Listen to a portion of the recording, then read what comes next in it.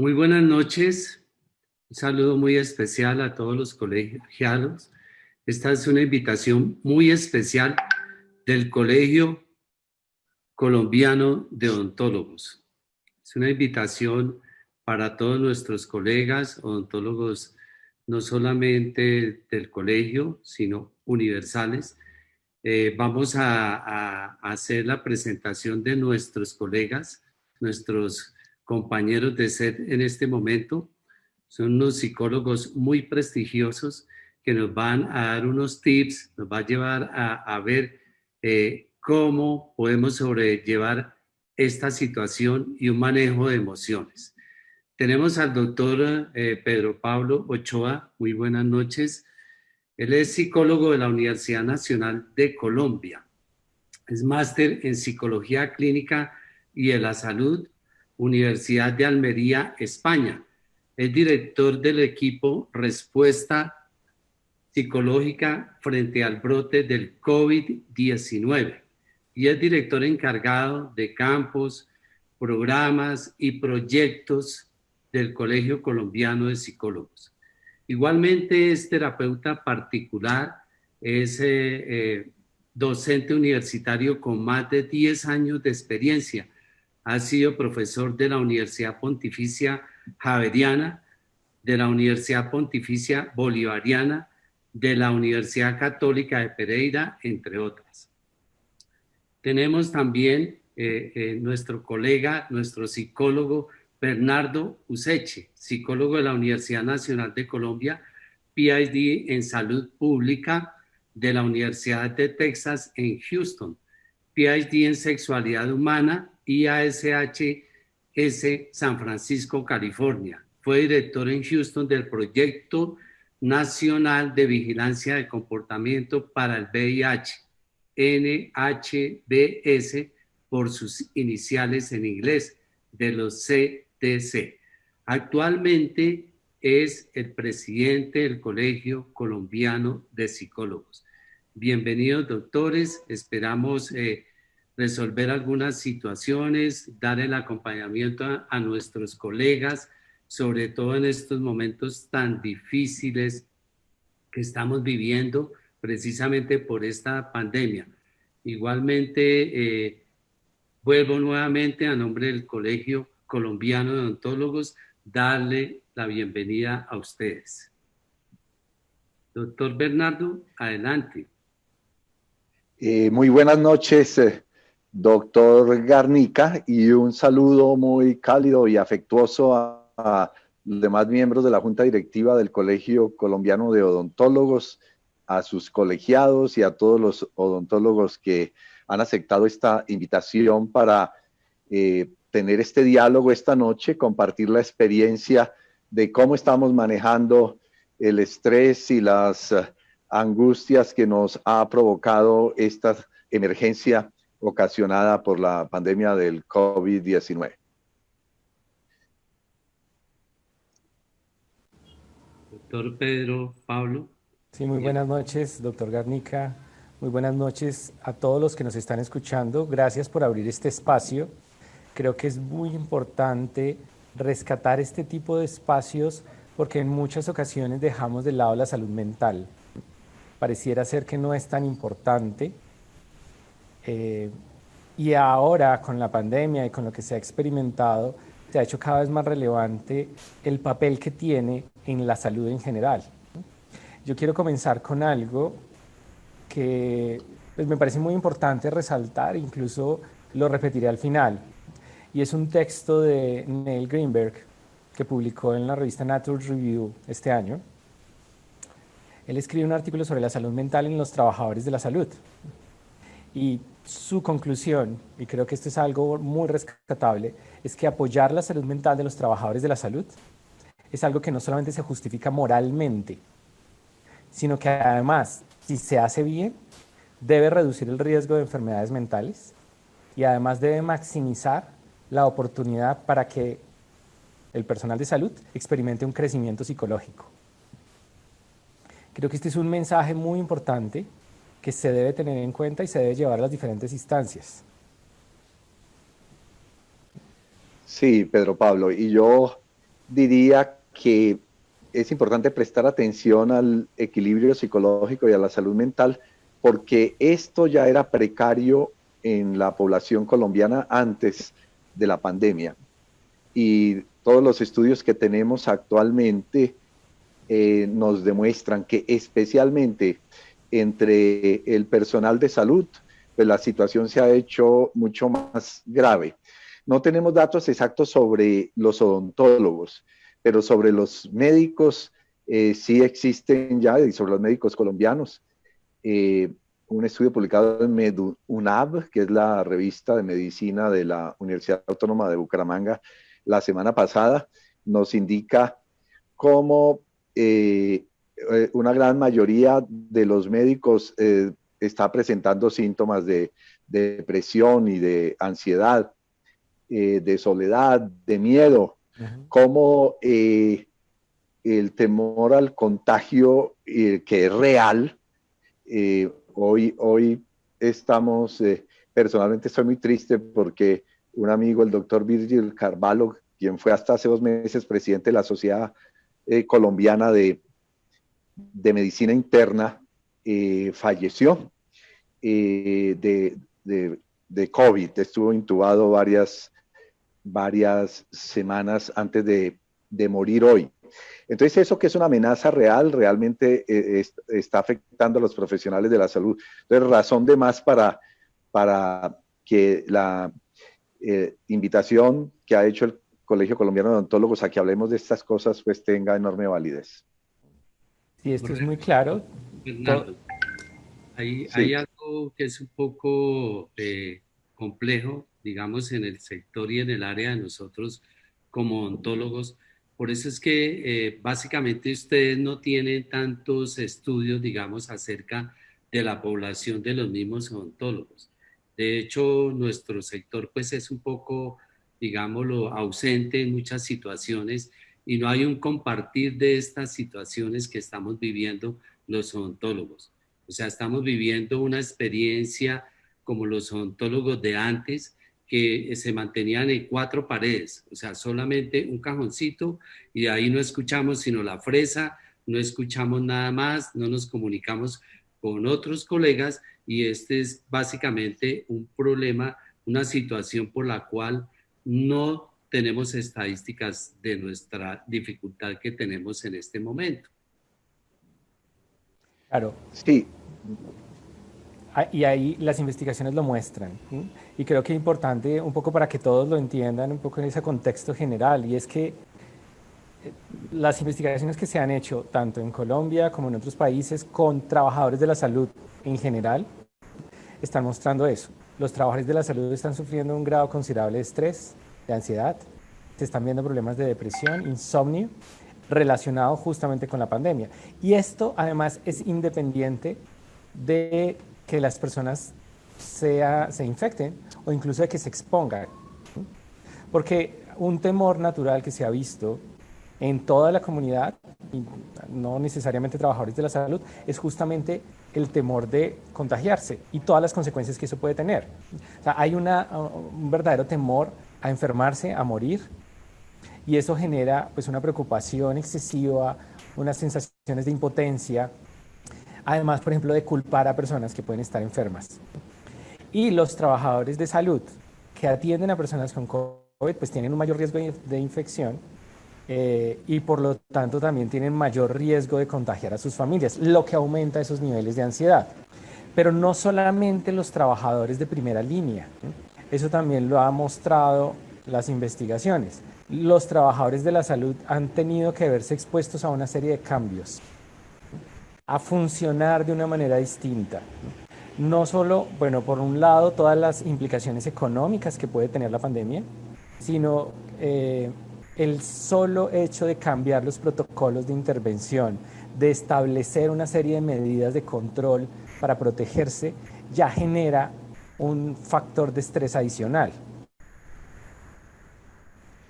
Sí, y precisamente yo diría que en el origen de todos los problemas psicológicos durante la pandemia a que nos vemos todos abocados se encuentra dos cosas: el que se cambian los patrones de comportamiento habituales por la emergencia, y el que se genera un nivel de incertidumbre muy alto frente al contagio, frente a los ingresos, frente a cómo se van a ver afectados los seres queridos, en fin. Entonces, esas dos cosas se conjugan, por ejemplo, en la cuarentena, y perdemos el control y nos sentimos inseguros.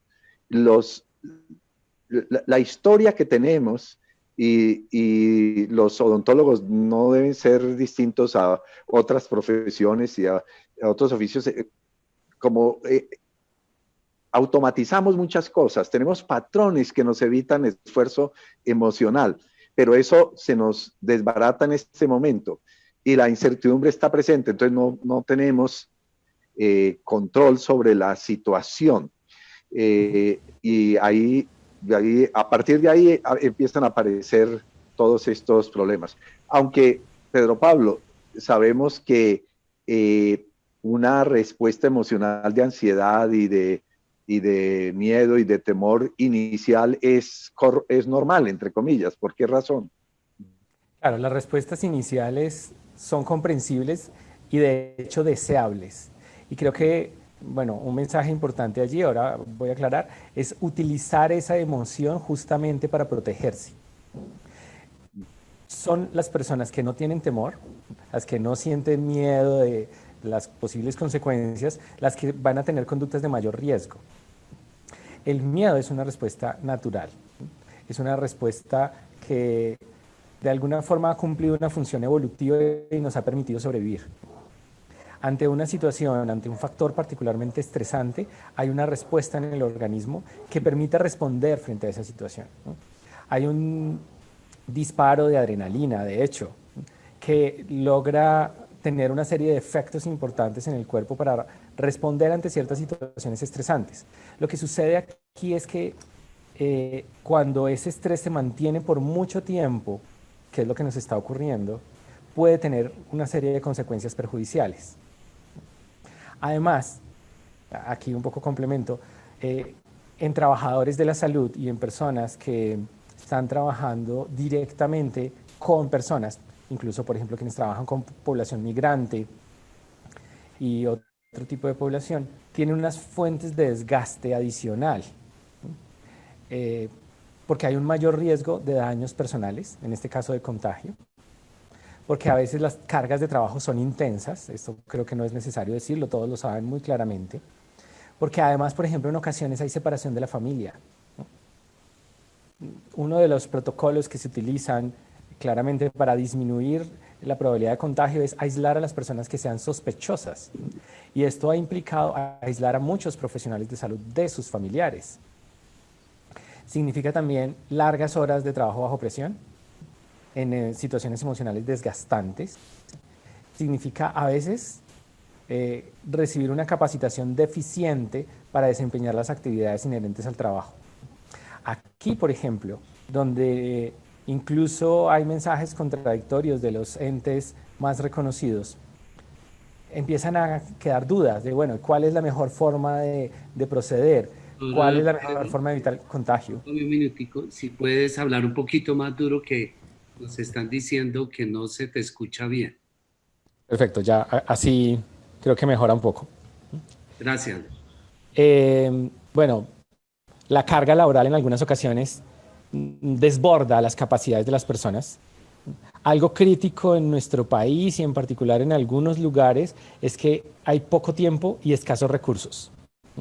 Entonces, por ejemplo, en algunas IPS se le pide a los profesionales de la salud trabajar con una gran cantidad de pacientes, ¿no? Y hay una demanda muy alta del número de pacientes que deben atender. Eso incrementa el riesgo porque la posibilidad de desplegar todas las acciones para disminuir el contagio pues se ve más dificultada. Y para completar la situación, en nuestro país algo que se está viendo es el estigma y la discriminación a profesionales de la salud, que se ve generalizada. Muchas veces se dan respuestas independiente, cualquier persona que tenga un uniforme médico puede ser víctima de una discriminación o de algún ataque, ¿no?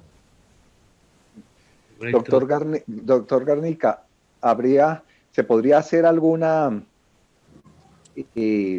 caracterización o clasificación de los odontólogos por el tipo de trabajo que desarrollan? Por ejemplo, yo pienso que los que trabajan en IPS no tienen el mismo entorno y las mismas condiciones de quienes están en su consulta privada. Bueno, igualmente a nosotros nos cambió la forma de trabajar. Entonces, todos ya trabajamos más despacito, igual tenemos la experiencia del manejo de las caretas, del manejo de los tapabocas, todo este tema, y estamos acostumbrados a trabajar en este tema.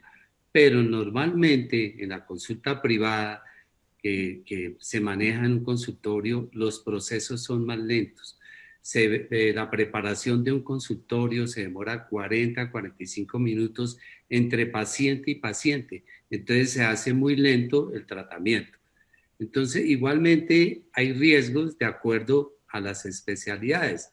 Entonces, la cirugía maxilofacial, pues ellos se mantienen más en un tema de quirófano, en un tema más hospitalario, y allí pues ellos tienen que tomar otras medidas. Ahí están las diferencias. Igual las diferencias de locación, digamos, hay pueblos donde las circunstancias son menos dificultad, digámoslo, porque no están tan propensos a adquirir un COVID o una situación compleja como lo es en una capital donde hay mucho movimiento, donde estamos expuestos en todas partes. De hecho, los protocolos para ir a la casa, para salir de la casa, para explicarle a nuestros pacientes. Entonces, esto es supremamente importante, el manejo que nosotros le demos de acuerdo a la capacidad y al tema profesional de cada uno.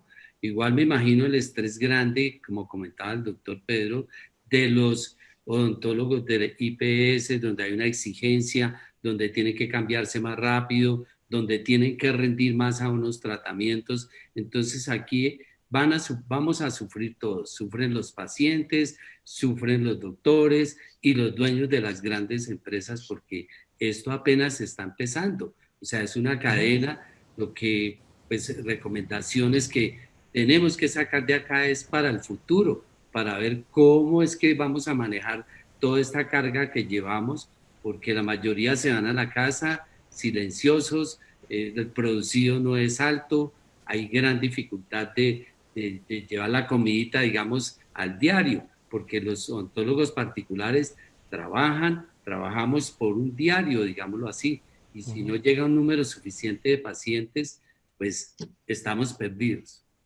Claro, y eso, por ejemplo, es contradictorio con lo que muestran las investigaciones, y es que se recomienda de alguna forma un retorno gradual, ¿no?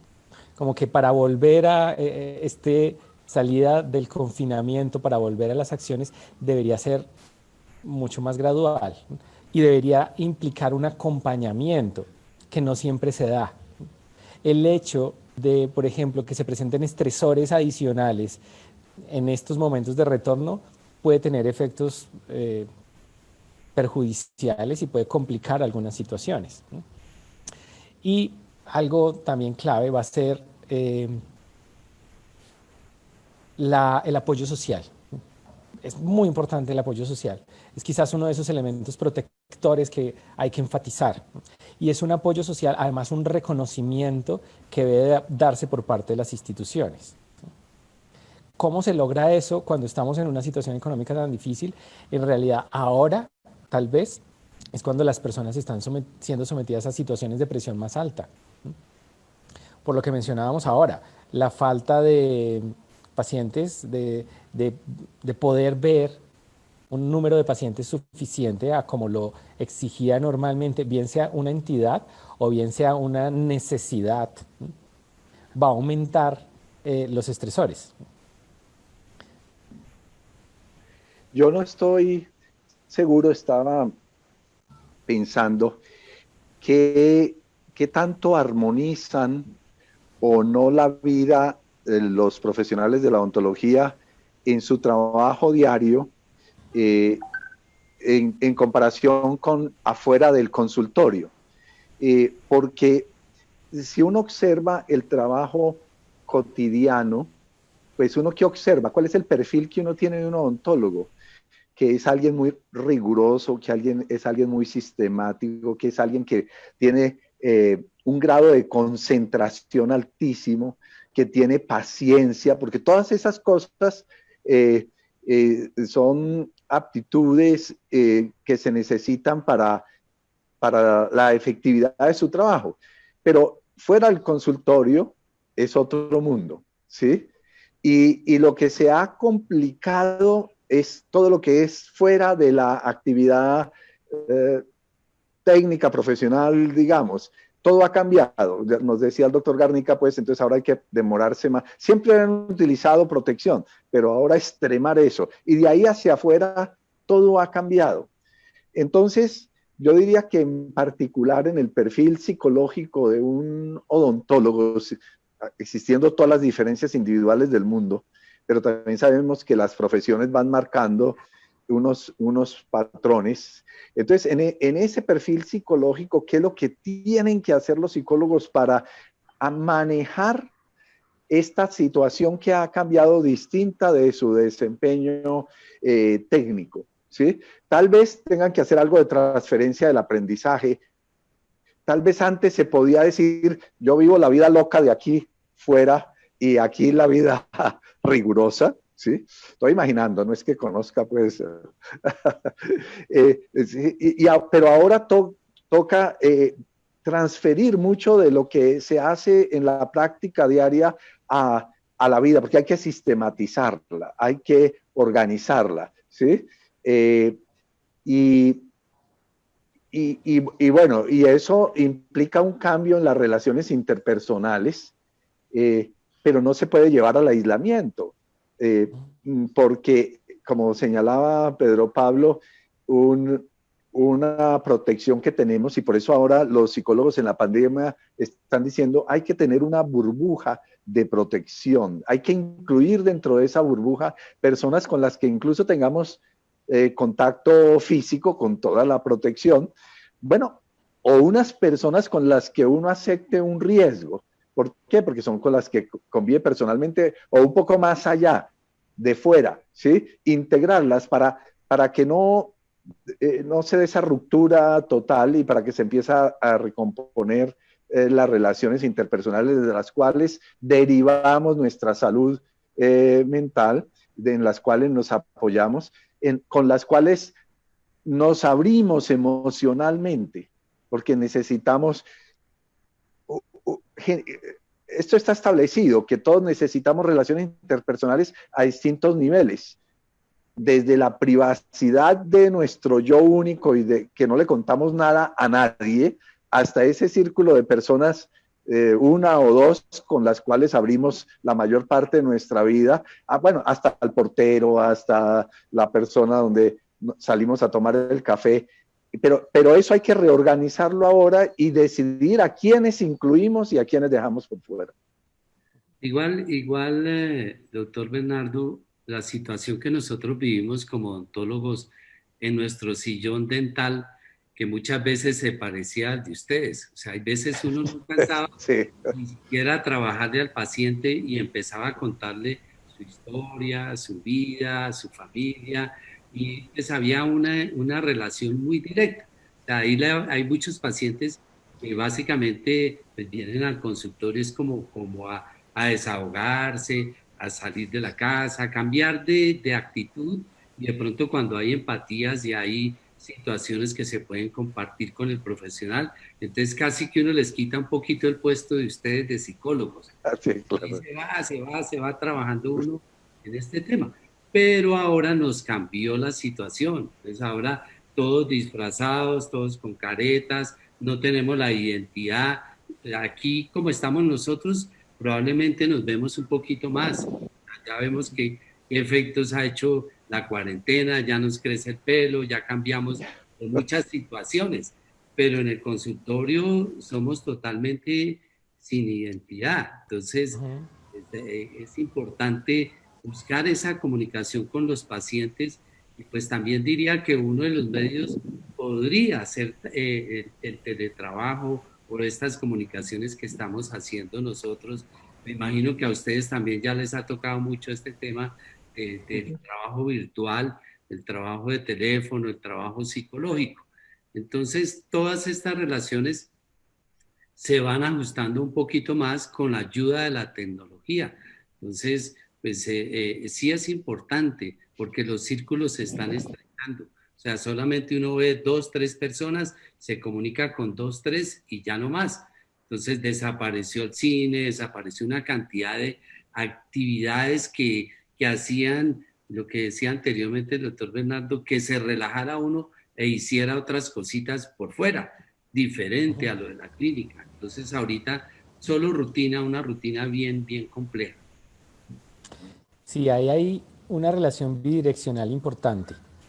Es, ese contacto personal va a ser importante para los pacientes, quien encuentran una persona que más allá de hacer simplemente unos procedimientos puntuales, en realidad necesita una serie de herramientas psicológicas, porque es importante tener un impacto emocional en ese paciente. Un buen profesional de la salud no simplemente se limita a desarrollar unas técnicas puntuales, sino que se convierte en un experto en comportamiento. Eh, por ejemplo, digamos, para no poner algo muy complejo allí, el hecho de eh, llevar al paciente a que desarrolle ciertas pautas de autocuidado bucal implica tener unas herramientas para cambiar patrones de conducta. Y eso va a ser clave en un tratamiento odontológico. Y los mejores odontólogos son los que logran impactar de una buena forma en la persona para lograr esos cambios de comportamiento. Pero aquí creo que es más importante enfatizar lo contrario, y es que ese contacto social también va a tener un impacto emocional en el profesional de la salud. El profesional de la salud también recibe una serie de beneficios de la persona que está cuidando. Aunque está expuesto a una situación difícil, el hecho de ayudar a los demás, de ayudar con su salud, es algo que resulta muy motivante y quizás es una de las razones que más lleva a los profesionales de la salud a trabajar en su área. Pero se pierde esa posibilidad. Se pierde esa posibilidad de recibir esos reconocimientos de una forma tan directa, tan fácil. Y eso puede ser perjudicial. Creo que punto aquí a destacar, la salud mental del trabajador de la salud es muy importante. Y para cuidar a los demás, debe sentirse bien y pensar con claridad, por lo cual debe desarrollar también estrategias de autocuidado. Y no quiero limitarlo solo ahí, nosotros en el Colegio de Psicólogos lo enfatizamos mucho. Esto no se trata simplemente que las personas hagan de todo por cuidar su salud mental. Las instituciones y el gobierno también deben desarrollar acciones. Pero bueno, ya haremos una invitación a las personas, a los directivos de entidades que estén aquí, a los gerentes, a los directores, les haremos una invitación directa a que desplieguen ciertas acciones que permitan mejorar la salud mental de los trabajadores con quienes están. Pero también es importante tener en cuenta algunas acciones de autocuidado. Hay que sabernos cuidar. Así como cuidamos nuestra salud bucal, hay que cuidar nuestra salud mental. Y podemos empezar a encontrar señales de desgaste. Señales de desgaste como ansiedad, una reactividad frente a lo que se está sintiendo, a lo que se está experimentando. A veces la misma desconexión emocional de las personas es una muestra de ese desgaste. A un nivel incluso más agudo, encontramos personas que tienen pesadillas o que, por ejemplo, empiezan a desarrollar síntomas evitativos, que tratan de no entrar en contacto con los pacientes, de alejarse, incluso de refugiarse, por ejemplo, en el consumo de algunas sustancias como una forma de disminuir esa respuesta emocional tan grande que hay, ¿no? Y esto, digamos que ya como señales de desgaste, tienen que ser un llamado de atención para el trabajador de la salud, para el profesional, ¿no? Cuando se empiece a sentir ese desgaste físico, emocional y cognitivo, que no simplemente es un cansancio por el exceso de trabajo, sino que de alguna manera se empieza a sentir algo más allá, a veces incluso una pérdida de esa fe en la empresa de ayudar a los demás, hay que tener mucha atención porque son señales de desgaste ya crónico que pueden requerir intervención. Hay que... Adelante, Bernardo. Sí, sí. Bueno, es que Pedro Pablo mencionaba algo que es muy importante, y es la salud mental no depende solo del individuo y de lo que hagamos personalmente por autocuidarnos. Sin autocuidado no hay nada, pero lo otro es que necesitamos tener estrategias claras de promoción de la salud mental en la población en general y en los grupos poblacionales y en este caso en los profesionales de la salud. Y estamos un poco huérfanos en ese sentido. Pero todavía estando en este terreno de lo personal, digamos, a mí me ha resultado útil en estas conversaciones durante la pandemia un principio filosófico, porque muchas personas dicen, no, es que la pandemia nos ha recortado la libertad, ¿sí? Y bueno, gravísimo lo que señalaba el doctor Garnica, ¿no? Es que hemos perdido la identidad o algo así. Eso es un golpe sobre el psiquismo violento, ¿sí? Entonces, el principio filosófico al que me refiero es Hegel y otros decían, hombre, la libertad no es hacer lo que uno quiera porque hay una determinación del individuo, social, económica, política, etc. La libertad es la conciencia de la necesidad.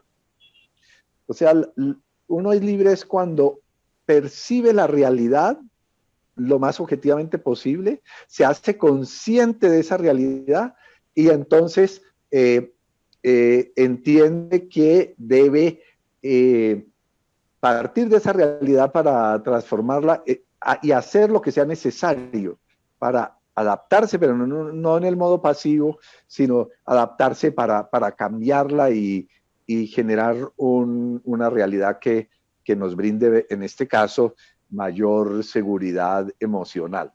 Entonces, sí, con un principio como ese, porque es al mismo tiempo que podemos dar unas prácticas muy específicas y unas fórmulas que ha demostrado la ciencia que funcionan en el manejo de la ansiedad y de la depresión, pues podemos también dar unos criterios, guías generales, porque cada quien con esos criterios pues puede decir, bueno, lo tomo, lo dejo, y mi realidad que solo la conozco yo, la puedo cambiar de esta manera.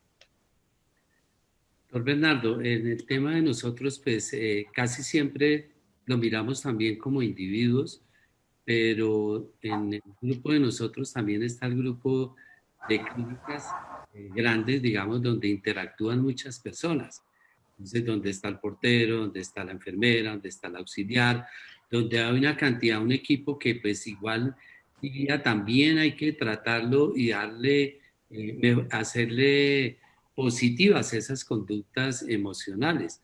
O sea, por ejemplo, una niña, un auxiliar que viene de muy lejos, viene en Transmilenio, viene acosada por todo, por la misma inseguridad que hay en este momento, por el tema, pues, a un temor de contagio, por muchas situaciones que vienen, la distancia, todo para llegar a su trabajo.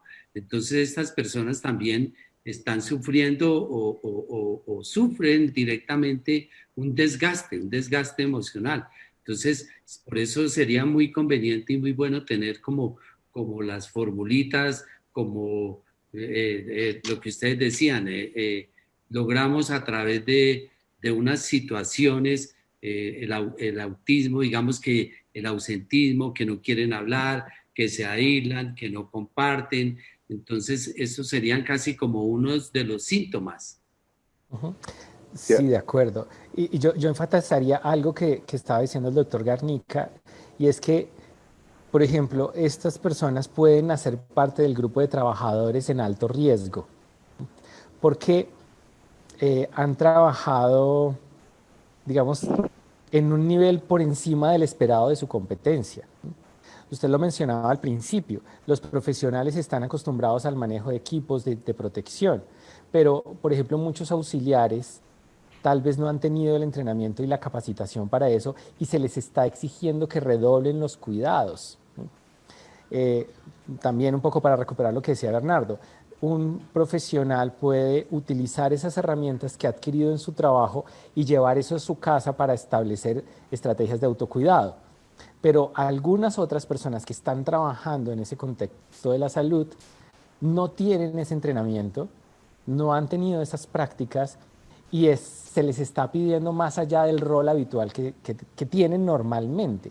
Y esto los pone en una condición, en un grupo de mayor riesgo, al que hay que prestarles especial atención. ¿Y cómo? Vámonos por partes.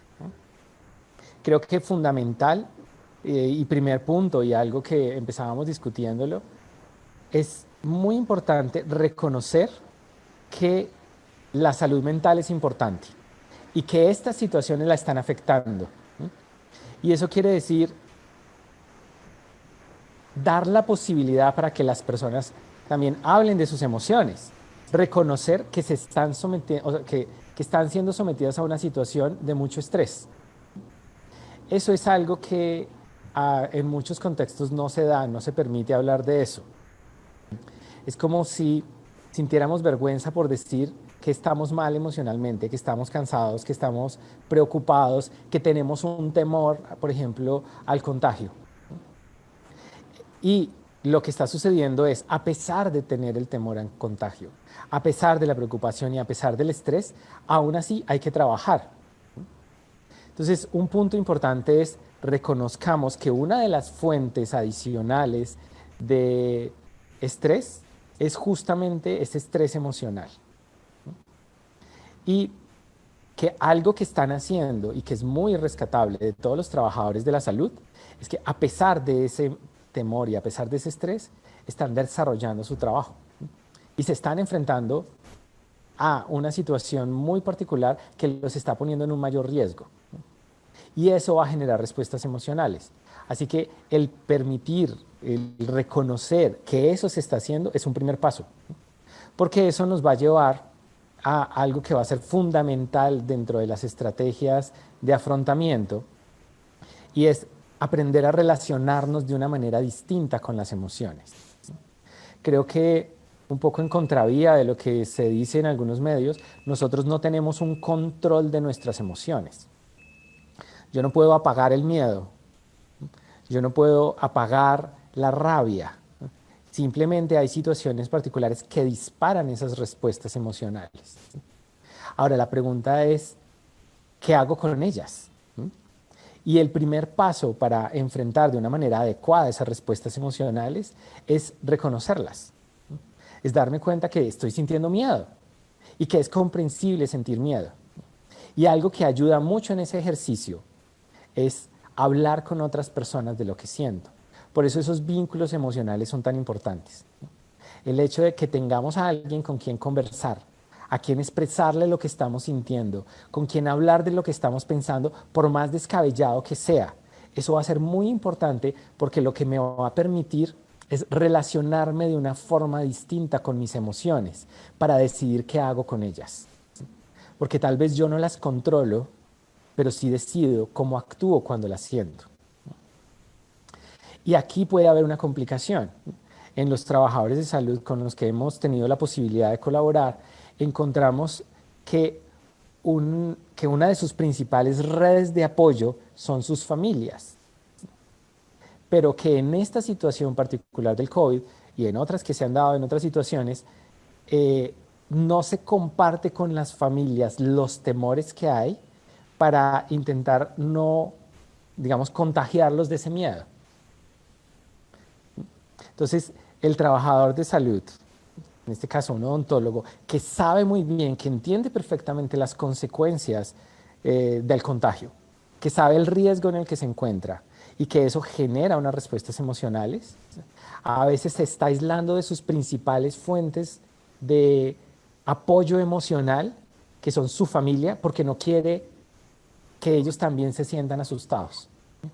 Y en realidad lo que sucede es, ellos también están asustados, ellos también tienen temor, y puede ser muy útil hablarlo y expresarlo. Es como si hubiera, digamos, es claro, como que hay un elefante en medio de la sala, pero nadie habla de él. A veces es necesario hablar de eso, hablar de, mire, estoy asustado, me preocupa lo que puede pasar. Y me preocupa lo que puede pasar no exclusivamente en términos del contagio, me preocupa lo que puede pasar, por ejemplo, en términos económicos. Cuando yo expreso esas emociones, cuando yo expreso eso que estoy pensando, estoy dando un primer paso para relacionarme de una forma distinta con lo que siento. Algo, digamos, como que va a ser lo opuesto, todo lo contrario, sería la evitación. Yo hago todo lo posible por no sentirme mal y hago todo lo posible por no pensar de pronto esas cosas tan trágicas que eventualmente a cualquiera se nos ocurren, ¿no? Y cuando yo intento no sentir, puedo caer en un riesgo aún mayor, y es desplegar una serie de estrategias para no sentir, que a la larga resultan más perjudiciales. Ahí es donde, por ejemplo, caen cosas como el consumo de sustancias, el consumo de alcohol, como una forma de distracción emocional, o donde a veces se despliegan otro tipo de conductas que pueden ser muy arriesgadas, como una forma de compensar y de no sentir esas emociones desagradables que en un momento puedo estar experimentando. A veces el riesgo es mayor en lo que yo hago para no sentir que en simplemente experimentar ciertas emociones, ¿no? A veces, por ejemplo, para no pensar, ¿qué hacemos?, ¿no? Y ahí está el que se engancha a ver series, así como el que, no sé, de pronto, Bernardo lo decía, hace alguna cosa loca simplemente para distraerse y dejar de pensar, ¿no? El riesgo mayor puede estar en esas acciones que se están desplegando para no sentir. Así que tal vez una alternativa mejor es, bueno, reconozcamos lo que estamos sintiendo, identifiquémoslo claramente. Y un ejercicio muy bueno es, hablemos de ello. Porque cuando yo hablo de lo que siento, lo pongo en otro lugar y lo puedo ver de otra manera. Estrategias que están siendo muy recomendadas hoy en día, como mindfulness, ¿sí?, que es básicamente un estado de conciencia plena, implica justamente una alternativa, un ejercicio que permite eso, permite identificar y entrar en contacto con la emoción. No es voy a poner mi mente en blanco, es todo lo contrario, es voy a darme cuenta de todo lo que está en mi mente, voy a darme cuenta de todo lo que estoy sintiendo, de todo lo que estoy pensando, y lo voy a aceptar, ¿no?, así como está. Eso es lo que permiten estrategias como el mindfulness. Son ejercicios a través de los cuales yo entro en contacto consciente y plenamente con todo eso que estoy sintiendo y con todo eso que estoy pensando. Porque en el momento en que entro en contacto, es más fácil que tome decisiones acerca de qué puedo hacer con ello. Sí, tratando de dar fórmulas, porque además también el tiempo empieza a preocuparnos.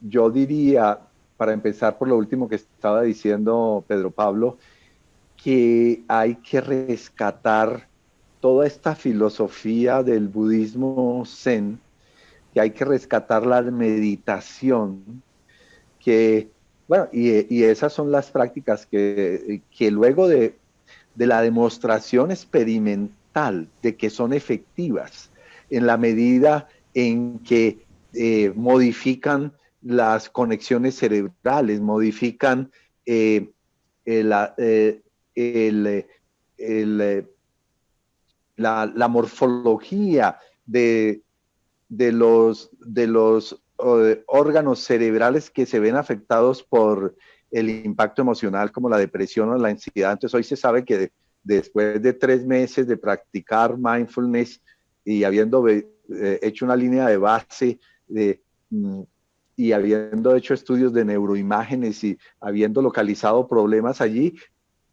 después de 3 meses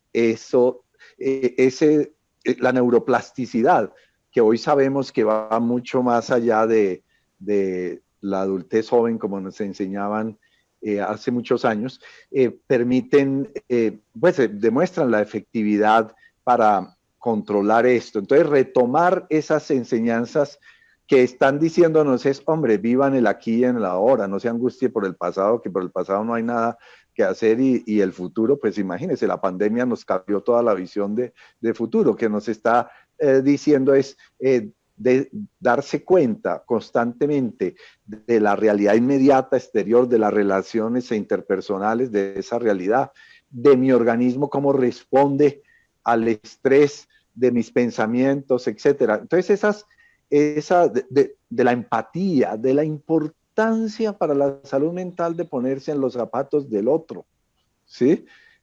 Algo que en la cultura nuestra pues se ha perdido porque solo miramos nuestro ombligo y solo queremos pues ahí cómo vamos nosotros.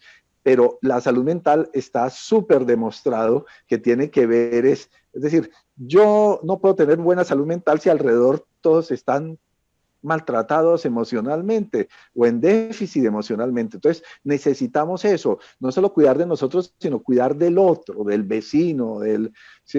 Y no solo del núcleo más cercano al que la biología de la familia nos obliga, sino tener esa mirada. Entonces todo eso se desprende, ¿sí? de esa filosofía y que hoy se muestra claramente que tiene un impacto.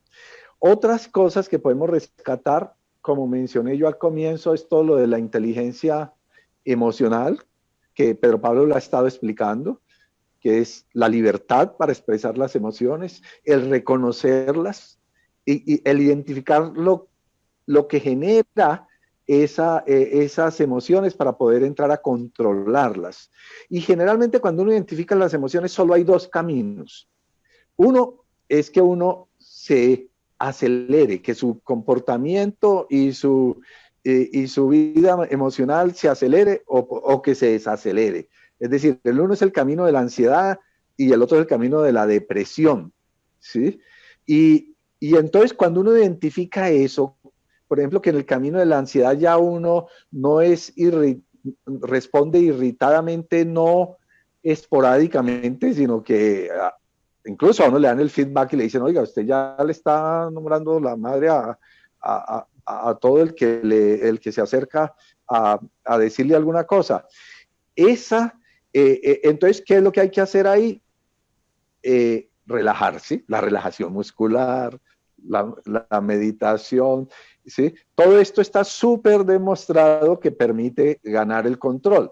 Y si uno lo que va es en el camino del decaimiento, de la melancolía, de todo esto, pues entonces eso lo llamamos los psicólogos activación conductual. Entonces lo que hay que buscar son actividades que, bueno, métase a un grupo de rumba o de zumba, oiga música, dance, haga todas estas cosas, porque uno mismo puede ser, a partir de la observación, puede ser el que vaya encontrando el camino para regular esas emociones. Ahora, cuando todo se vuelve ya repetitivo, cuando ya no es que uno, hombre, yo anoche dormí mal o la semana pasada me desperté y me costó trabajo volver a conciliar el sueño, sino cuando es, yo llevo una semana despertándome a las 3:37 y después no me puedo. Bueno, entonces ahí ya empieza a configurarse un problema de salud mental que requiere, bueno, busquemos ayuda. En principio con las personas de nuestra red de apoyo, pero si es necesario hay que buscar pues a un profesional. Y otra fórmula tendría que ver con las actividades colectivas, con lo que decía el doctor Garnica. En un hospital, en una clínica o donde se trabaja en equipo, no solo interdisciplinariamente, sino porque se necesita una comunidad de salud para poder resolver el problema. Entonces la psicología de las emergencias sí nos ha enseñado también muchas cosas, ¿sí? Y es que en estas situaciones hay que hacer un trabajo de grupo. Y esto que hemos dicho, por ejemplo, de expresar las emociones, se puede hacer mínimamente grupalmente, ¿sí? son los famosos debriefing o diffusing. Eso se encuentra la información muy fácilmente y lo puede hacer un profesional de la psicología, lo puede hacer un profesional de cualquier área de la salud que pueda entender los pasos. Y las instituciones deberían establecer en esto, en pandemia, por lo menos una vez a la semana, que estos grupos hicieran una experiencia colectiva de apoyo psicológico y tal. Es decir, que así como nos llaman las ARLs y nos dicen que debemos hacer pausas activas, pues en esto hay que hacer pausas activas para la salud mental. Muy bien, Sí, doctor Ricardo. Me parece pues muy interesante todo este tema que ha salido a relucir y como decía, los pasos es reconocer el problema en que estamos, comunicarnos, diría, y algo muy importante es lo preventivo. O sea, eso pasa como la caries en nuestros pacientes. Si nosotros no prevenimos, termina el diente en un implante extraído, con tratamiento de conductos y con un problema muy severo. Entonces, lo mismo sería el tema mental, el tema de, de hacer la prevención para no llegar pues, a lo que la gente teme, que es que siempre van a salir amarrados o van a salir en ambulancia y los van a encerrar. Y ese es el temor y es lo que la gente a veces dice, no, yo psicólogo, ¿para qué? Psiquiatra menos o una persona que me acompañe emocionalmente, esto no la necesito. Entonces es importante en esta época, por todo lo que ha salido, porque me imagino la cantidad de trabajo que han tenido ustedes en la gente encerrada, la gente incomprendida, la violencia intrafamiliar que aparece en estos momentos precisamente por eso, porque la gente no tiene con quién desquitarse, digamos, directamente y aparece una serie de reacciones mentales a nivel de la casa, a nivel del trabajo. Entonces, es importante recalcar o buscar un tema como una cartilla, el teléfono, el teléfono rojo donde uno acude. Sí.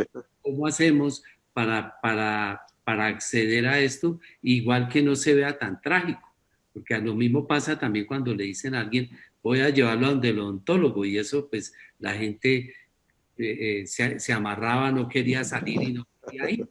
Ahorita ya ha ido cambiando por la tecnología, por todo. Entonces es lo mismo de ir al psicólogo, que la gente se sienta agradable, que se sienta bien, que pueda pues estar en un espacio que sea escuchado y que realmente, pues como todo esto es como, digamos, virtual, de mente a mente, a veces no se ve físicamente, la gente todavía no entiende el tema de la salud mental, de vivir bien, de estar en un estado pues emocional agradable. Entonces es importante pues como venderle a los colegas, a los profesionales de la salud y todo este tema de la prevención de la salud mental. y algo que ha estado, digamos, como un factor de riesgo adicional es que nosotros necesitamos el reconocimiento y la gratificación. Eso es algo importante. Así como establecer vínculos emocionales fuertes es importante, encontrar espacios donde se encuentre ese reconocimiento y esa gratificación es fundamental. Y lo que está ocurriendo ahora puede ser que haya alejado a algunas personas de esas fuentes de reconocimiento y gratificación. Hay cosas tan simples, yo creo que para todos ustedes es conocido, como ese momento en el cual uno hace una pausa, se encuentra con los amigos, se toma un café, o sale del trabajo y habla con ellos y comparte sus experiencias y habla y crea otros espacios donde va a ser escuchado por una parte, pero donde también va a recibir un reconocimiento de los otros. Eso es muy útil y eso es muy necesario para nuestra salud mental. Y esta situación ha podido conllevar a que en algunas ocasiones eso se pierda. Ya no tenemos esa posibilidad de hacer la pausa, tomarnos un café, compartir y desconectarnos, porque entonces ahora hay que tener un montón de medidas de prevención para eso. Ya no podemos estar cerca de esas personas que nos hacen reír. Y también puede ser que hayamos perdido espacios a través de los cuales tenemos rutinas que implican un ocio saludable. Y tal vez sea necesario, por eso, buscar otro tipo de rutinas. Tal vez sea una recomendación que pueda parecer muy simple, pero yo lo pondría un poco como a ese nivel de, a un nivel odontológico, a uno siempre le dicen, utilice seda dental, cepíllese varias veces al día después de comer. Y eso es simple, pero si las personas de verdad lo hicieran de una forma juiciosa, pues su salud oral estaría mucho mejor. De la misma forma, si cualquier persona tiene vínculos emocionales fuertes, puede hablar de sus emociones, puede expresar lo que siente, eh, además en un ambiente en el que sea comprendido, en el que no sea juzgado, tiene espacios donde sea reconocido, donde reciba gratificaciones, esos son factores de protección de la salud mental. Y eso, digamos que aquí tenemos que ser creativos.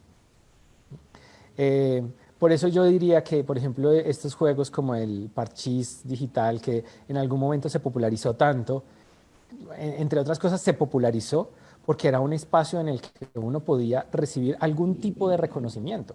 Así fuera en algo tan simple como un juego, pues yo estoy ganando algo y alguien me está diciendo que soy bueno o me estoy sintiendo bueno en un área. Esas cosas, aunque sean sencillas, son fundamentales para la salud mental porque ayudan a lidiar con un estrés prolongado. Cuando el doctor Garnica decía que hay que pensar en la prevención, y cuando Pedro Pablo dijo en ese momento, el momento del café, ambas cosas, eso es por mi sesgo, me hicieron pensar inmediatamente en la sexualidad, porque una vida sexual satisfactoria es fundamental para la salud mental. Y la vida sexual se ha habido afectada por la pandemia enormemente, ¿sí? Y entonces recuerdo también en alguna parte le leí a Mario Benedetti, el mundo sería completamente distinto si todas las personas vivieran en el estado de ánimo que acompaña los segundos o los minutos posteriores a un orgasmo, ¿sí? Y ese estado de ánimo posorgásmico es un estado de plenitud y de salud mental. Y tiene un efecto preventivo y tiene un efecto terapéutico, ¿sí? Ese es un momento en que las personas muchas veces me puedo morir tranquilo ya después de esto, no me angustia nada. Por eso los franceses lo llaman al orgasmo la petite mort, ¿sí? Eh, o, y eso es un momento de concentración en el aquí y en la... Tiene muchas virtudes, ¿sí? Entonces yo recuerdo una amiga psicóloga, sexóloga argentina, Silvia Aguirre, hace muchos años, le decía, ¿usted cómo hace para vivir siempre con esa afabilidad, con esa, bueno, porque no la, es como si flotara, no nada, ¿sí? Y al mismo tiempo ser muy productiva y todo esto. Y me decía, la fórmula es muy simple, un orgasmo cada día, ¿sí? Entonces, pues no, yo soy el primero en la lista de decir que no puedo cumplir con esa receta o no lo he podido cumplir, pero, pero sí, sí es algo a lo que hay que prestarle atención. Y esto de la sexualidad, curiosamente, tampoco se habla. Entonces, así como la cultura machista no nos permite, sobre todo a los hombres, porque se nos ha enseñado que no podemos expresar las emociones, ¿sí?